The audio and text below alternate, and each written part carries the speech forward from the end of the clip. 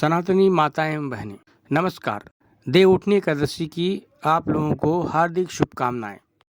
देवउठनी एकादशी, जिसे देव प्रबोधिनी और देवोत्थान एकादशी के नाम से भी जाना जाता है, कार्तिक माह की शुक्ल पक्ष को ये मनाई जाती है। इस दिन भगवान विष्णु 4 महीने की योग निद्रा से जागते हैं। देवउठनी एकादशी का दिन भगवान विष्णु के साथ साथ माता तुलसी की पूजा की जाती है। इस व्रत को करने से जीवन की सारी बाधाएं दूर हो जाती हैं। पौराणिक कथाओं के अनुसार देवउठनी एकादशी का बहुत महत्व है।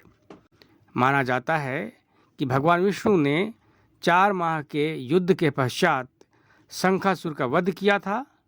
शंखासुर का वध करने के बाद भगवान विष्णु क्षीर सागर में जाकर सो गए थे। इसके बाद वह कार्तिक शुक्ल पक्ष की एकादशी तिथि को उठे थे।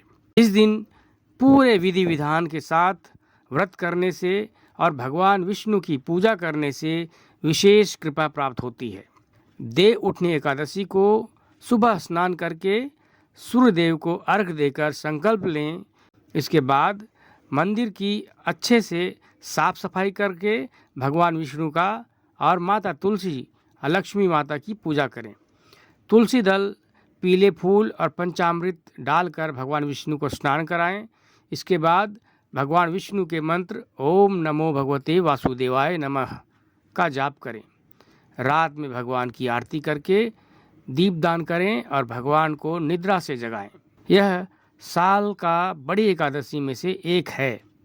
इसे अलग अलग नामों से भी जाना जाता है, जैसे देव प्रबोधिनी और देवोत्थान एकादशी के नाम से भी इसे जाना जाता है। आज के दिन महिलाएं बाजार से गन्ना को खरीद कर लाती हैं। गन्ने का सुंदर मंडप सजाकर धूमधाम से तुलसी जी का विवाह होता है।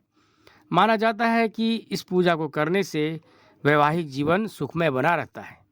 तो इस एकादशी को विधि विधान से मनाएं और अपने जीवन को सुखमय बनाएं। बोलिए विष्णु भगवान की जय। जय माता तुलसी की।